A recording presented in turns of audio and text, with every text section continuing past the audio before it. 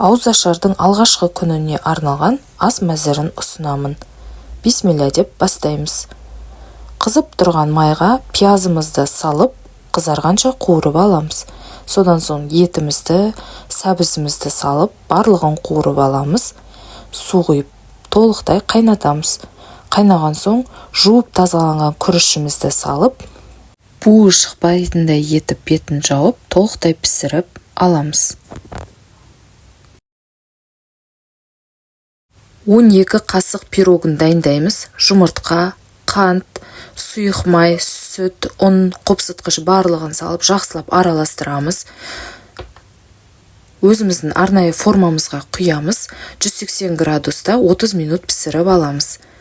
Очечок салатына пияз бен қызанақты жарты дөңгелектеп, өте жіңішкелеп турап, тұз бұрышын салып араластырамыз.